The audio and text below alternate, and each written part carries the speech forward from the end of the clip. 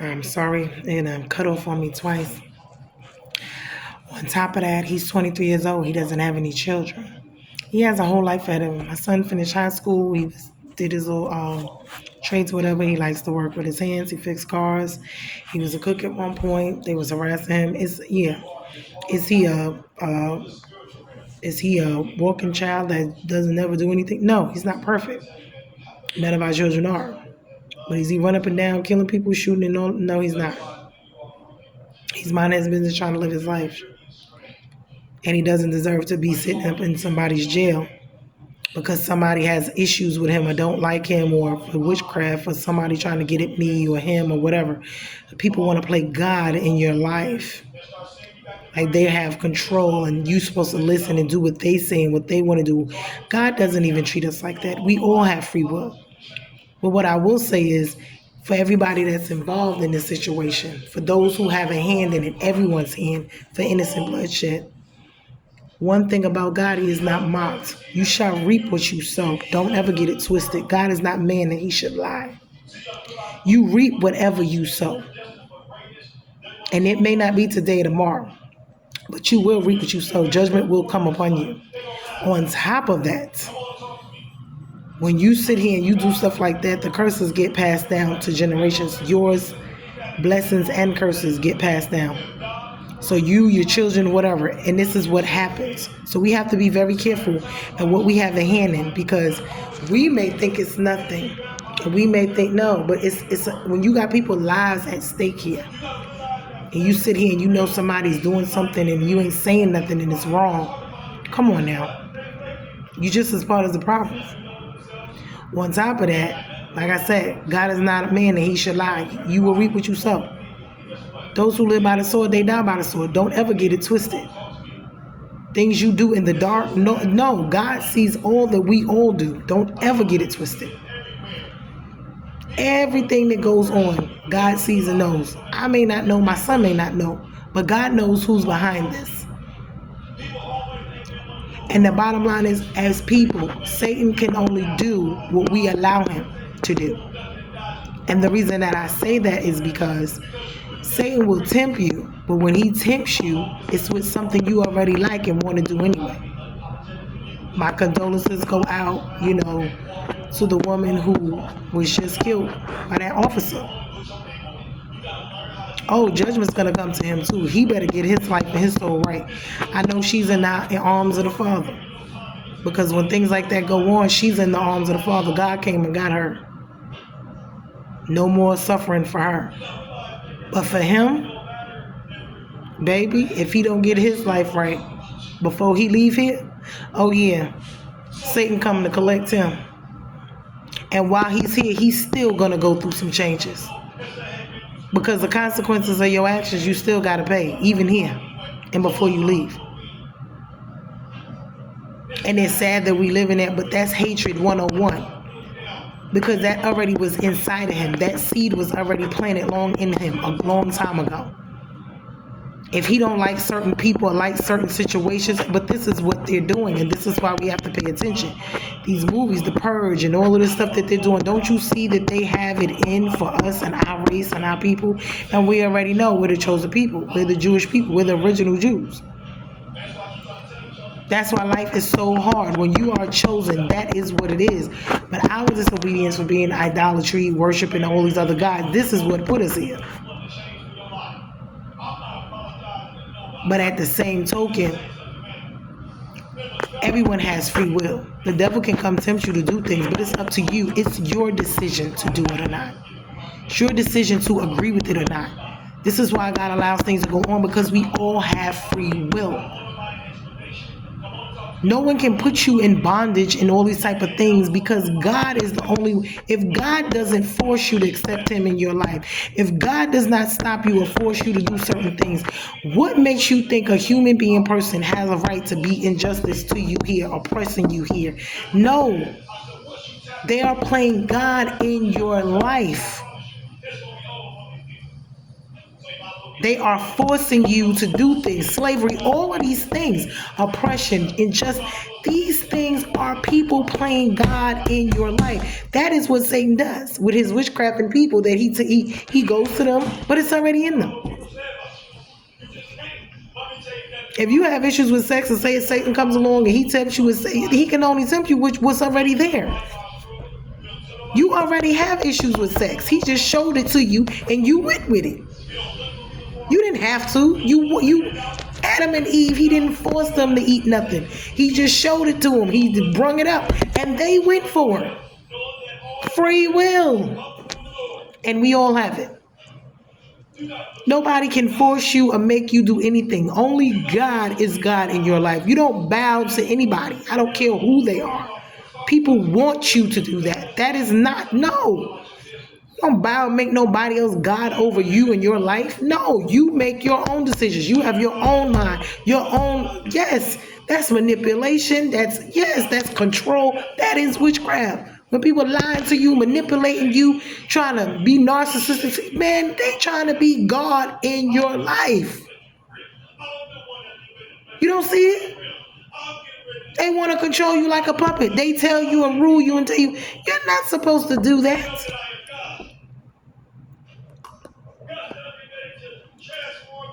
But like I said, when it comes to my son, listen here. I'm a lot of things. That's why I said. And then my dad, he's got issues with his health going on right now. Got him and my grandmother. So yeah, there's a lot of things going on in my life. I don't have time for play games with anybody. Not with the devil, not with family, not with friends, not with enemies, not with outsiders. I don't. Wish people the best. Give them in God's hands. These people, even these people doing this evil wicked, God's going to turn it around for our good. Something's good going to come out of it. And I believe with everything in me. When my son come out of this, he's going to be a changed man. A man on fire for God. And if this is what it takes for that to happen, then God have your way. But see, when certain things change in your life, what it does is God gets your attention.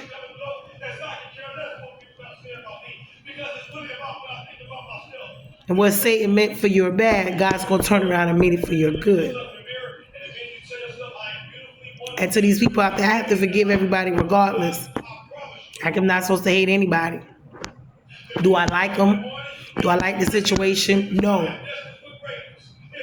Do I feel like they need rebuking and judgment? Yes. Because you would never want somebody to do this to you, to your children. And this is what we don't understand. This is what we don't see and we don't look at when we're doing these things. Would you like it if someone did all the things you do? Would you like it if someone did it to you or your family? We don't think about it. This is what you need to think about. Life is just not about you. And for all you young people out there, your parents, you don't want to listen. And then when things happen, guess what? You find yourself in these situations and then you see life is real. They're the only ones there for you. Get out of these situations. Don't put yourself in these type of a situation. Because this is what can come out of it. I'm not saying it's just, I talk to my son, I tell him the same thing. Don't do certain things. You know better. But I know they're going to learn. I know they're going to be out there. And I know they're going to do certain things. I'm not God in his life either. And if God gave him free will, then God gave him free will like everybody else. But is he guilty of this? No. Did he do this? No. And like I told him, we are not accepting no plea. We're not going to be no pedophile. You're not no pedophile. And we're not going to let that label be on you, on your life. You're innocent. And I need someone from the, because I've been looking for them too, from the Central Park 5. I need somebody to reach out to me because I need some help. My son needs some help. We could not let him sit in jail for no 25 years for something he did not do. At 23 years old with no kids. This was ridiculous. And it's not nothing to play with because it's serious. And amongst that, I got all these other things that I'm trying to get done as well with this. But this needs attention. I'm looking into officers. I'm looking into a lot of things because these people, I'm quite sure this is not the first time that they've done this. Easily is a racist play. This is why nobody want to take the case. Nobody want to be bothered. Even the people down there, once they hear Easily, they don't want to be bothered because they already know what type of a place this is. This is a stronghold. This is a principality. This is a rough situation. It is not nothing to play with. This is warfare. This is a battle. And it's not a right away one. This is a long suffering battle, and I hate to say it like that. And I'm believing God that it's not going to be too long of a battle, but I know it is not just going to be over just like that.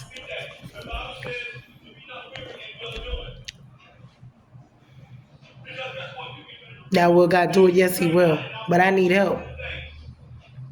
And my child is not the only one. And I don't believe my son is the only one they've had in there and did this to either. And I believe they've been doing this. And when these jails get to be a certain capacity, meaning they ain't got enough people in there to keep the jail open, to keep it funded, they just go do stuff because Easy's a little hick town. Not much goes on there. So I'm quite sure there's not a whole bunch of people being in jail in Easy. But in order for them to keep that jail up and running, it has to be a certain amount of inmates in there for them to make that money off it. So that's when they just get to doing writing tickets and doing any old thing. Why? Because they got to make their what? Quota. Please do not be deceived, people. Please do not let Satan have his veil or shades over your eyes where you can't see. But I want everybody to stand with me and believe God, and I need assistance. If you somebody that's real and about something, listen, I don't have time for people who want to speak to me, want to know the business, want it is, but can't help, can't stand, can't send $1, $2, whatever it is to help with anything. No. And the people that I know is like, phew, that is even worse. People that's family, friends, you ain't got to give me no $1 million, but any little bit helps. I know we all got our lives. We all got our stuff going on. I get it. But I am here asking for assistance. I gave y'all my Cash App to go towards getting him a real lawyer, meaning a paid one, and to try to see if we can get his bond reduced. Because for him to sit in there, they did the rape kit test, it's going to take a whole year for it to even come back.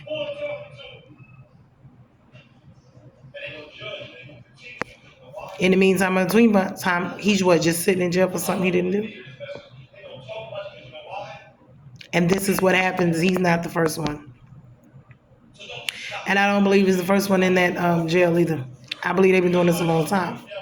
When you're poor, you don't have, and you're black, and you don't, you're minorities, you don't have funds like that, and, they feel like nobody's going to care, nobody's going to miss you, your life's not worth nothing. This is what they feel and think and see us as. Remember, in America, we were never here to be human beings. We were here to be livestock for them. And when we look at these movies, The Purge and all these other things, where do you think they're going? They got this AI. Where do you think they're going with this? If they just shot that woman down in front of her house and this has been going on, what do you think? When is it going to stick in our brains that this is what they do? And there's really not a whole lot of consequences behind most of the stuff that goes on. There's really not. When you think about the amount of innocent bloodshed, innocent lives, and this is another thing to my, they want you to go to war. They want to draft our kids to go to war. Why would you draft our kids to go to war? You don't even deal with them here. But see, sending them over there for them to go over there and get killed for a country that don't even care nothing about them right here, that are shooting down in the street, they have no rights. These are things we got to really think about. Remember, they just changed the stuff on for the draft. Why? Because they want anybody who's of age, but they don't send their kids. They put our kids first and put them on the front line. Population control. They feel like our lives ain't worth nothing. Go sit them out on the front line, let them die over there, and less food stamps, less this, whatever, let them tell it. When they the reasons we're oppressed in the first place. We can go on and on and on about this. I'm up in the midnight hour praying, looking over discoveries, looking over things to try to help my child. In the meantime, between time, we got to help get funds to do whatever. And young men, when y'all out there, you got to think, people don't understand that their lives affect other people. Your decisions affect other people, the people that you love, the people that are around you, the people that care about you. You think these people in the street care about you, these little thug friends and all that. They don't care nothing about you. As soon as something go wrong, they're gone. It's your parents, it's your family that's going to care about you. The same ones you turn against to go hang out with them for. We need to wake up and open our eyes and see things for what it really is. And stop playing these games, all this shooting, killing each other, all of that. This is crazy. This has got to stop. On top of them shooting us and trying to send us to war, they're killing each other themselves. Like, come on now. When does they, like I said before, it's like a snake eating its own tail. Destroying your own self. A house divided amongst itself shall not stand. Unity, working together, common goals, common interests, setting goals, achieving them, executing them, one goal at a time. No, everybody's not going to get everything they want. But long as the main stuff, winning all the small battles ain't nothing. We're trying to win the war. It's bigger than this, the little battles. But folks don't get this. It's not playing checkers. This is playing chess. We got to make every next move strategic, your best move. And when we're sitting here and we're allowing, whether it's Satan, whether it's evil people that work with them, that have these evil spirits in them, that's in here empowered, doing what they want to do just because they can. Just because you have the power to do something don't mean you should.